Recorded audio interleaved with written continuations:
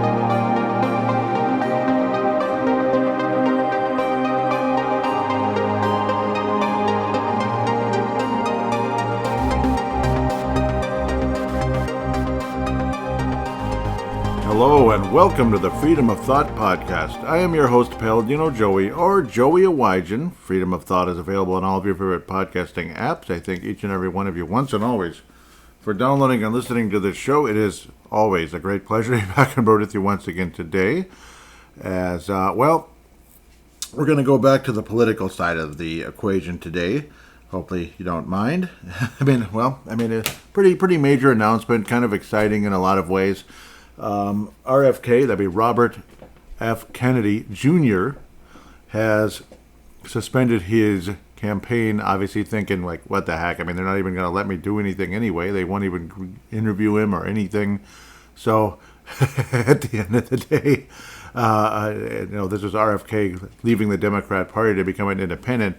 Now will endorse Donald J. Trump, of course, Republican nominee, and he will also join the campaign for Donald Trump. What do you think of that? RFK, of all people, Kennedy, son of Robert Kennedy, the one that was assassinated in 1968, and nephew of John F. Kennedy, the John F. Kennedy that was assassinated on November 22nd, 1963. So, pretty amazing turn of events. You could kind of sort of see it coming. It sounds like, according to, obviously, news sources all over the place, like the Alex Joneses, of course, even NBC News is saying that RFK Jr. endorses Trump after weeks of back-channel courtship. Kennedy had dropped in the polls in recent weeks. He blamed Democrats for running a relentless campaign against his independent candidacy. So, yes, candidacy, which is annoying. Yep. They just, they did everything in their power to pretty much alienate Robert Kennedy Jr., RFK Jr., and, what more do you expect? The Democrats also, of course, have alienated Joe Biden. They put him, they put him on at, midnight, basically. The guy that, they like to call the President of the United States, whether he won or not, legally, correctly, honestly, in 2020, him being Joseph Biden. Senator forever, vice president under another awful person, Barack Obama.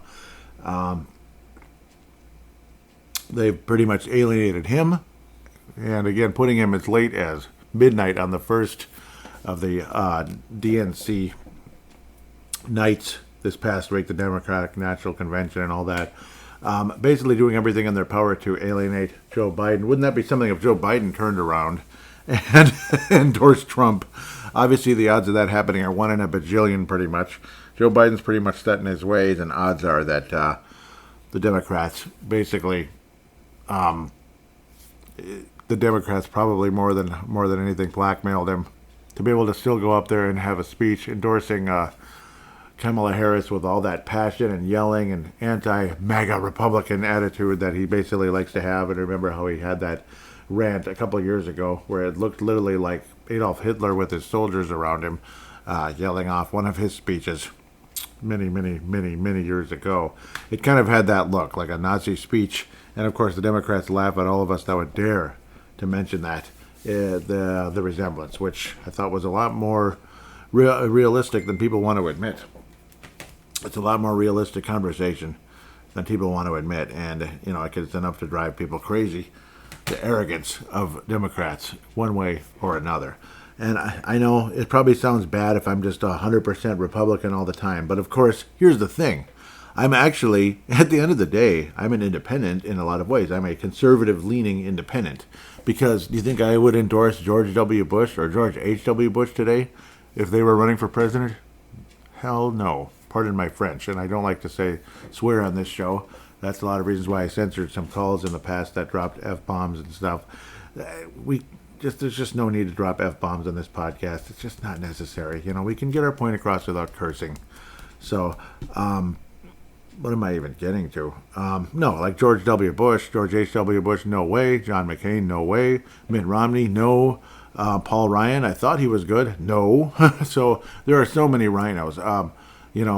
Lindsey Graham, no. I mean, you could go on forever. There's Mitch McConnell, heck no. So, yes, there's a lot of crappy, awful Republicans that are as deep state as the Democrats.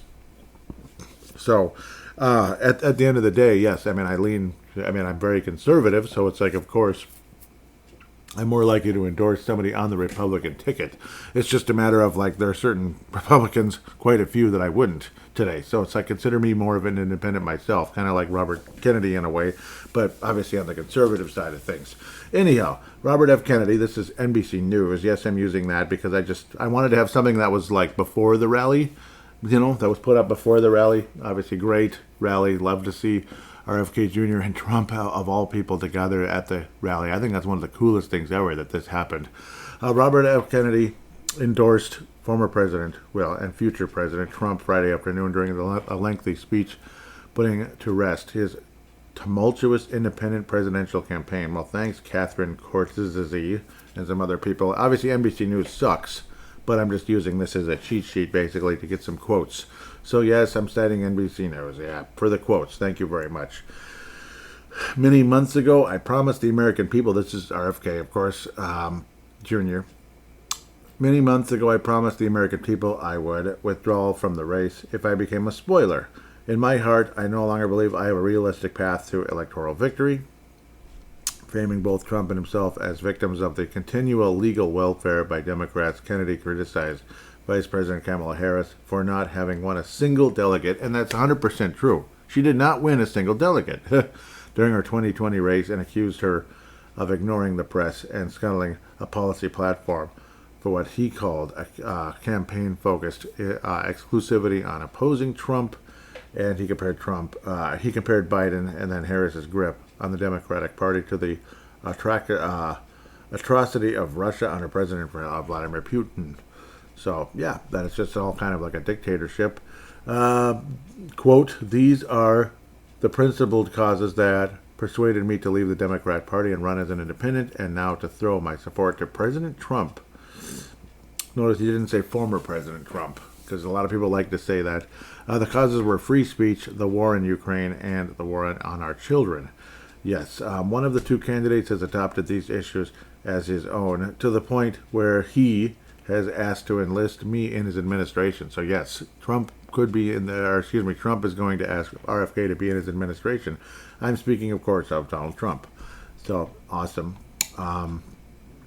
Unfortunately, other family members criticized the endorsement. Mary Beth Cahill said Donald Trump isn't earning an endorsement that's going to help build support. He's inheriting the baggage of a failed fringe candidate. Good riddance. Yikes. That's kind of harsh. Well, geez. Just a little harsh. Just a little bit. I thought there were more quotes.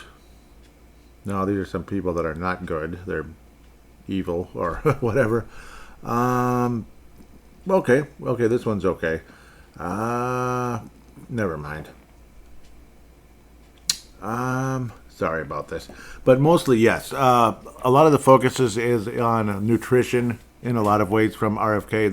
It's not everything, but it's the fact of, like, like people like Alex Jones brought up the fact that you can't go in a store now and look at a pack of bubble gum that doesn't have aspartame in it. Aspartame is not good for you. I'll just leave it at that, so I don't get banned on YouTube or wherever else. It's not good for you, and it's basically everywhere. So basically, in a lot of ways, RFK has been stating about, yes, there needs to be a focus on putting healthier foods out there, especially in schools. It's just, one bad for you chemical after another has been being put into foods. And you're noticing over the years, I remember dear a close friend of mine, Marcus, many years ago, talked about how, see, I mean, I can imagine Marcus liking RFK a lot. Unfortunately, I'm guessing he's voting the wrong way, but we'll see. Anyhow, he talked about all of that. Like, you can see, like, a 10-year-old girl with a fully developed, below the neck area, let's just say, fully developed, a 10 to 12, 13-year-old, and it's like, what the heck? She looks like somebody who's almost college age, at least down there. And it's like, what the heck is being put into foods nowadays? It's just creepy, like steroids and stuff being put into chickens that, so they grow faster or whatever and bigger and larger, and then it goes into the food and all that, and obviously it continues on into people when they eat the chicken or whatever the heck the food is, beef or whatever. All kinds of chemicals that don't need to be there. Obviously, things like McDonald's or whatever the heck else. The chemicals that are put into the foods that have been, that have gotten worse and worse and worse over the years, that a lot of this needs to be taken out. So that was a huge focus with RFK, and that Trump is more than willing to work with him on it. Kamala Harris basically was like, go away, basically. So that's insane. He's also against the vaccine, him being RFK, so that's another big thing for a lot of us, because the vaccine really hasn't done any good at the end of the day. There I go, bye-bye YouTube, I guess. But the the marinara thing that gets put into your arm, that's what Jim Hammond uses nowadays. But yeah, it's not been good, It's that's all I can say. It's not been, I don't know. I mean, really, again, what good has it truly done? So there I go. I might get flagged now for this one. I better watch out. But it's just the YouTube. Obviously, I'll still be on the podcast if it comes to it. But a lot of pieces here. Obviously, the war on Ukraine, the way that's being handled is ridiculous. It's stupid.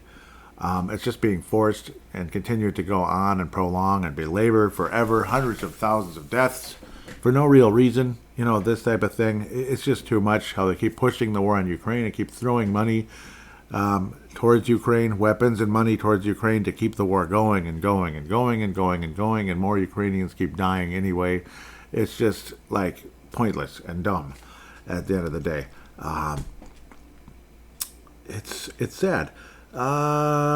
Kennedy continuing here. If President Trump is elected and honors his word, this would be about the nutrition and such. The vast burden of chronic disease that now demoralizes and bankrupts the country will disappear. President Trump has told he wants this to be his legacy. I'm choosing to believe that this time he will follow through. His son, his biggest donors, and his closest friends all support this objective. So, yeah, it's extremely interesting indeed. Kennedy also talked about that he had prayed a lot before making this decision, a lot, and that basically, again, that God, that God gave him an answer, to go in this direction. So, I do think that Trump will be president of the United States again, and hopefully, again, this can help in a lot of ways. That Kennedy did pull his name off of all the swing states, and in the states where it wouldn't really hurt Trump or Harris, that he's still on the ballot. In places where it's like, maybe it's like, it's just going to be blue anyway, or really, really red anyway, like, well, at least you'd hope so, like in Alaska or something, that he's less likely to pull his name off the ballot. But in all the battleground states, that his name will be off the ballot. And that hopefully those voters, instead of voting for Kennedy, will vote for Trump, and that can help push Trump over the hump and prevent any type of cheating. That hopefully this can be a huge blowout to prevent any type of cheating like last time. Trump should have blown Biden out. It's insane the fact that it's insane that things turned out the way they did with like 80,000 for Biden. I can't call it a fact. It's just a slip there that not intended. It's an absolute joke. Like 80 million votes for Biden sounds absolutely, I don't know. It doesn't make a whole lot of sense. There was like no momentum going in Biden's favor, like pretty much zero. Trump, there was all these questions and people always, oh God, you didn't handle COVID this way or that way. And do your job. And then, Obama accusing Trump basically of causing 270,000 deaths at the time. It's just absolutely disgusting. Whoa, what is this? On X? This can't be right, can it? Well, I mean, I suppose it's a Fox News, though. Yeah, so a lot of Fox Newsers are still conservative. 98% believe that Trump will come out on top versus Kamala Harris on X. That'd be Twitter, of course. And on Instagram, it's 94 Trump and 6% to Kamala Harris. Yes, so I suppose it's Fox News, but I don't know. Fox News isn't even that conservative. There's plenty of left-wingers on Fox News. That's the funny part. But I suppose there's nowhere else for conservatives to go. That's the thing. Like CNN, I mean, okay, you might just casually have it on or see it on Twitter and just kind of like clickety-click. Crazy to think, but Michael Savage also this past week brought up that Trump needs to lay off the put-downs. It's like, just leave it for us radio people, us podcasters, in my case. Savage, obviously a legendary radio host turned podcaster. He's 82 years of age, of course, a year older than my dad. Yeah, that would be Michael Savage, of course. Absolutely, one of the greatest conservative hosts of all time, if not the greatest. I'm a proud supporter of Michael Savage. I'll admit that right here on Freedom of Thought. Liberalism is a mental disorder, right? Yeah. Yes. Anyhow, he stated that yes, lay off the put downs. Like, oh, she's dumb, she's low IQ, she's this, she's that. You know what? Just leave it for us hosts. And even I don't want to say that too much. That's not what it's about. You know how you beat Kamala Harris? Let's see, who was vice president of the United States the last, 3.5 years? Who was the vice president of the United States? Kamala Harris. Take a look at the economy. Well, whoops. Yeah, and magically gas prices have gone down the last couple of days. Wasn't it just last weekend here in the Twin Cities, Minnesota, of course? $3.49 a gallon for unleaded. Now all of a sudden it's like $3.19. I've even saw one all the way down to $2.99.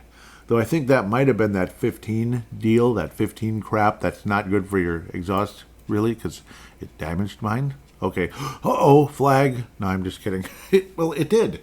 It's not good for your car. It's not. People have been saying that forever, so it's not.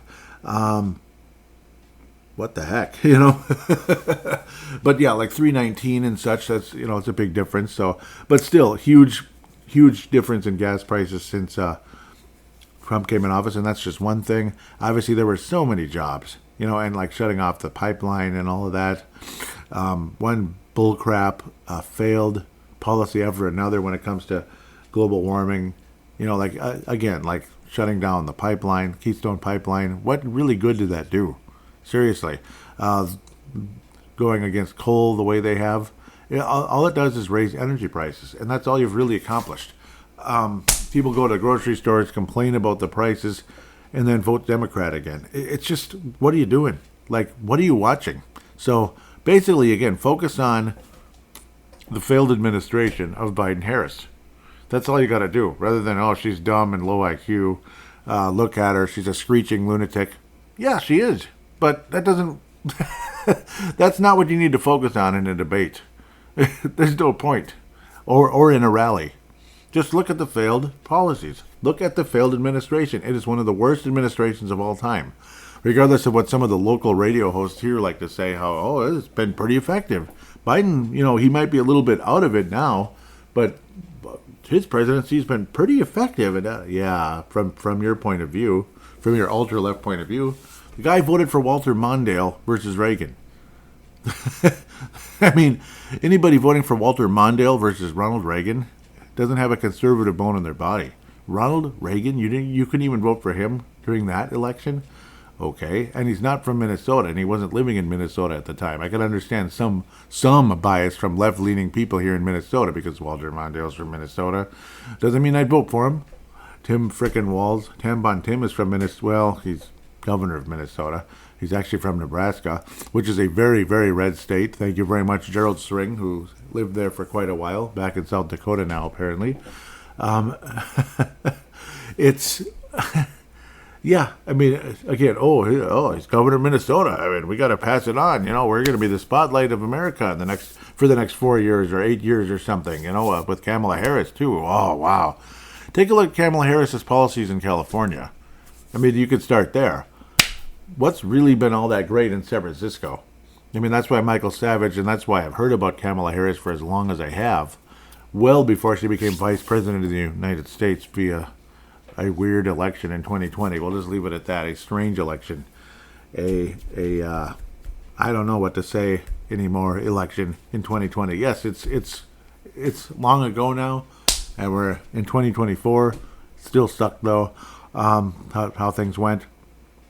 But back to Kamala Harris, of course, again, it's... Do you not see how much San Francisco has fallen? Since, was it the 70s, the 80s, the 90s, it's fallen and fallen and fallen and fallen and fallen and fallen. It has been a disaster, an unmitigated disaster, San Francisco. And then these horrible policies, ultra-left policies, have been brought to Washington, D.C. as Vice President of the United States, and now possibly President, with Tam, who's brought those policies here to Minnesota. And again... A lot like Mark Dayton when he first got in office, he seemed okay. I mean, I didn't vote for him. I don't like him. I don't like his policies. Mark Dayton, and then eventually, Tim Walz. You don't like them at the beginning. Then they get reelected, and it's like off comes the mask. They just go absolutely ballistic, signing this and signing that, and da ha ha ha. One absolute radical thing after another, including all that crap in 2012. Insane frustration. But then as I got into 13 and 14, obviously, Mark Dayton looked like he went off the deep end, going one way after another, like ultra close to abortion, partial birth, this and that. And now with Tim, it's been like twice as bad. When he seemed like a lot calmer, Midwestern kind of guy coming in at the beginning of 2018. It's like, oh, he's okay. He's not so bad. And then 2020 happened, completely ignored. The riots let the city burn, as people say. And then, yeah, well, he did. I still remember my friend Paul, where the hell are the police? Stand down, baby. Yep, stand down. Yep, I mean, it's impossible to understand why anybody would even want this to happen, but that's exactly what did happen. We all saw it. We all saw it, folks. Right here in the Twin Cities. We had a front seat to it here in the Twin Cities. It's wonderful. Maybe not literally, but figuratively. Do you really want policies like that in Washington, D.C. to go along with radical Kamala Harris? Kamala Harris as a president, it's just not because she's a woman, not because of color whatsoever. There's plenty of much better women. There's plenty of much better people of color, whether it's a man or a woman. That would be way the heck better for this country. Heck, I mean, I bet there's better Democrats. Oh, and of course there are. You might even say well, let's leave it off that. Joe Biden went way far left. And of course, it was basically like we had a gangster running the country the last 4 years here. A mafia don. That's how I looked at Joe Biden. Don Biden running the country with his Corleone son, Hunter Biden, and all the criminal activity going on there that they continued to deny and deny and deny and accuse everybody else as lying, when in fact they're the ones lying from day one. You really want that? So that's kind of how you look at it at the end of the day. That's what you need to look at if you're going to not only beat Kamala Harris and Tim Walz in this election. Look at what they've done. Focus on what they've done. Focus on their body of work. And focus on Trump's body of work. Even on Saturday Night Live, there was a skit where it was like a dog that could, it could talk. Well, its thoughts could come, speaking like a human being. It was kind of cool. Where, you don't like Trump? Look at the way things. Look at the economy. It was funny. It was a skit. It was like, oh my God, Wow, even on Saturday Night Live, that's like, you're really going to cut this guy down when like the economy's so much better and all these jobs are available. There was no doubt about that. I mean, and it's just crazy to think like what you're making now. A lot of people like, oh, your salary went way up, right? Whatever, right? If you're kind of in a blue collar position, your salary's way up now. And I don't mean McDonald's. I mean like blue, like high, a little bit beyond that, like a factory job, we'll say. Nudge, nudge, hint, hint. That your salary compared to 2016 or something like that, or even 2020, is like stunningly higher. But then it's like you look at the inflation rate, and it's like it's not nearly what it could have been. Like say the amount of money I make today compared to 2016, it'd be absolutely nuts. I'd be kicking major butt. But then it's like you look at what it would be, like say the value of it now compared to then, it would have been like way less. Like what the heck? You know, like now's value is way less. You do the math and the adjustment, and it's like, huh? Well, I guess I'm making a little more just from performance, not because it's like, wow, big boost in money to help the economy. No, it's not been good. It's been a huge disaster. It's a disgrace. It's a disgrace, and that's pretty much what you can say. The economy, the the economy, all this crazy like abortion rights, basically Moloch worship, basically sacrificing kids to these evil gods. I can have the false gods, small g gods. I can have a whole episode on something that I've been learning about recently about what took place in the 1940s. And you notice how things got, technology really boomed the last 100 years, but also evil really started to take over. There's a connection. Oh, yeah. There is a connection to that. It's really big and it's really sad. But I guess it's one of those things where it was destined to happen. I mean, Revelation, things aren't going to be, all hunky dory, and Sundays in church aren't as good as they might have been in the past because of that. At least in certain churches, thankfully there are still some good ones, but I mean, not nearly as many as before. And that's a huge thing, huge problem. And boy, oh boy, a lot of dark entities get allowed into this country over the last 80 years or so. It's pretty scary to think about. And you hear about some of the stuff that happened about 80 plus years ago. It's really scary, actually. And we'll have an episode about that pretty soon. I was actually going to do an episode about that. I still might even do it as soon as this weekend. We'll see. Anyway, anything else from RFK? Okay, I thought I read that. No, I guess I did. Yes, he stressed that his alliance with Trump will allow us to disagree publicly and privately while still working together on shared goals. They're going to agree and disagree on a lot of things, but still at the same time that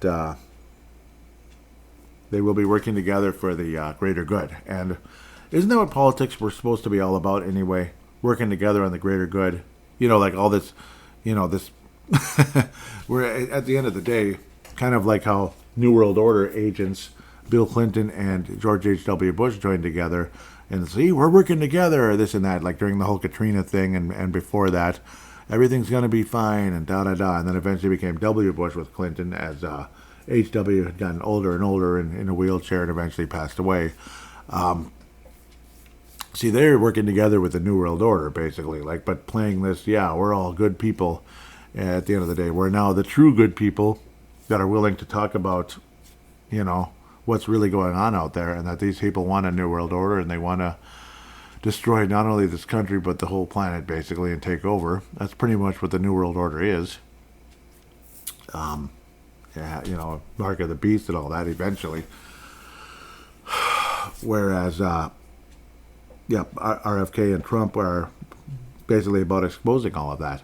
Robert Kennedy has always questioned the original story, the original story out there about his father's assassination and his uncle's assassination before that. that, like what really was behind all of that. Was it not the CIA, where it's all kind of working together, this New World Order, because John F. Kennedy dared to speak out against the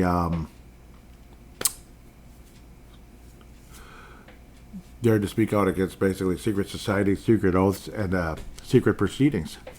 It was like not long after that he was assassinated, and he didn't want to get involved in Vietnam. He didn't want to escalate things, whereas his vice president was like, yeah, get me elected and here's your damn war. Like, get me in office and here's your damn war, basically, one way or another. And, well, he got in office and he got elected as well after that.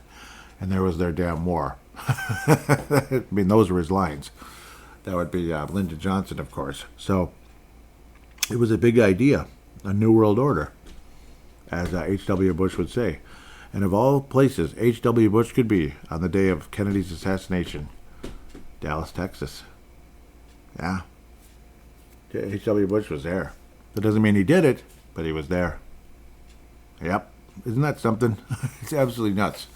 And then, of course, Bobby Kennedy, obviously he was going to go after people he was probably going to go after people. He was going to try to push more and more of an investigation as to what happened to his brother, John F. Kennedy. And then what happened? Well, he was assassinated before he could even get in office, before he even had a chance, well before during the elections. So absolutely wild, absolutely wild. So RFK has a lot to say, and it's going to be absolutely fascinating. All of us, though, need to pray for the safety of both RFK and, of course, Donald J. Trump. I mean, there was already an assassination attempt. It was basically another John F. Kennedy. Lone gunman or not, in the case of Crooks.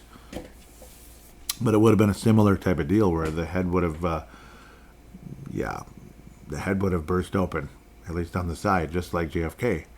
And we would have seen another one die.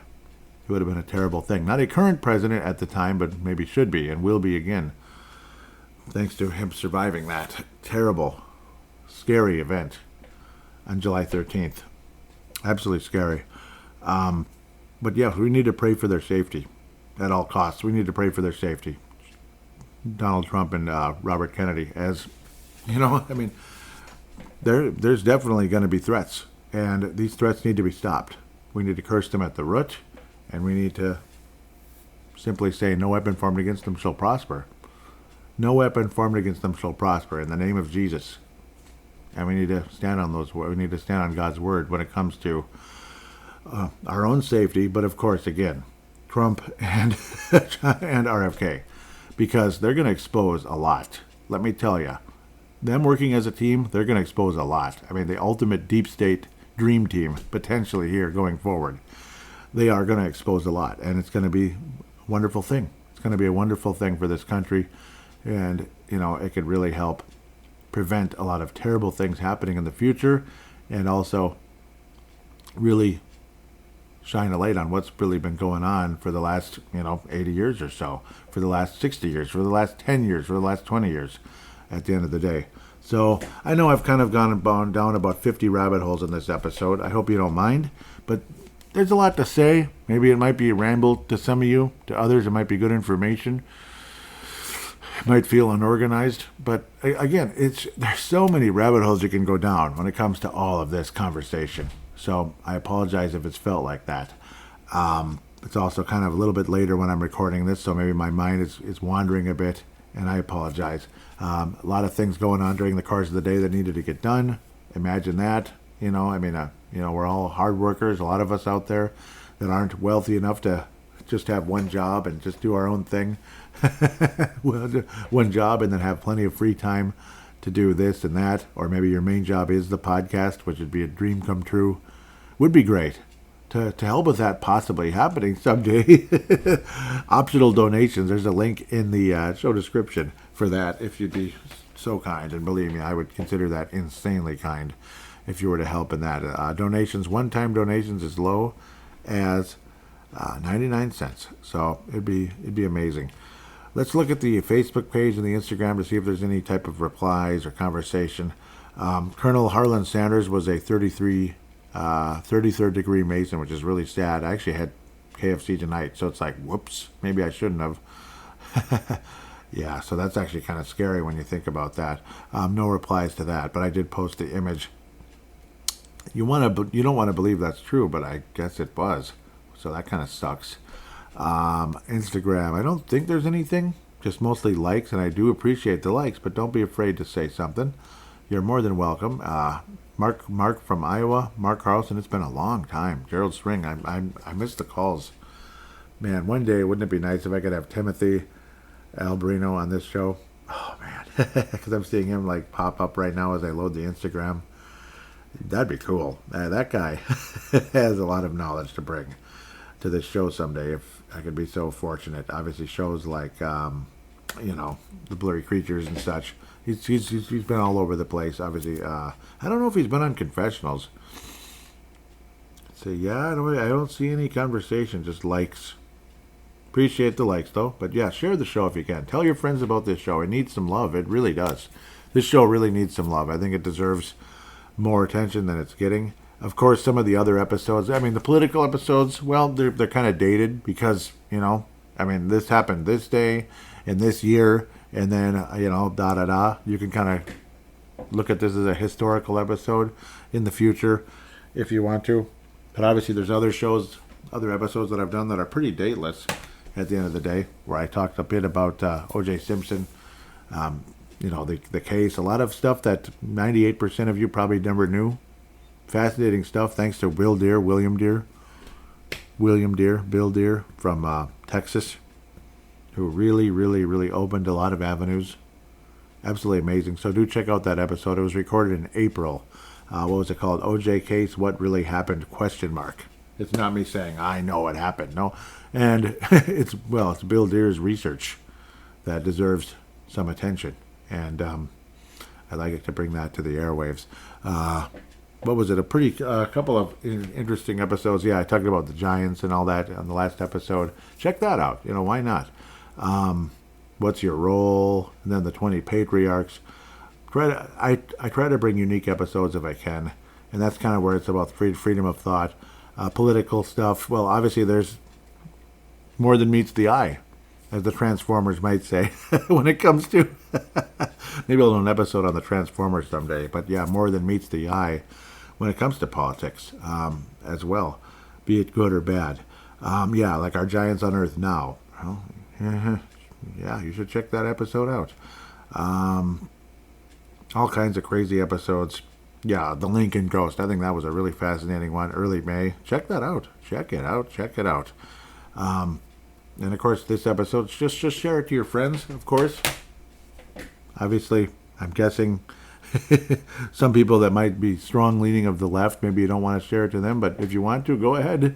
If you have a feeling that they might be interested and actually maybe appreciate the episode rather than just trash it at the end of the day. So I think I've babbled on enough. Thank you all so very much for listening. God bless all of you. We'll be back probably sooner than later, maybe to talk about some of that interesting, crazy stuff that took place in the 1940s. That would be another fairly unique episode. A couple of guests that went on the Confessionals podcast a few years back. It was, wow, that was fascinating. So, yeah, I'll definitely recommend it. If I do get into that topic, I'll recommend that particular episode.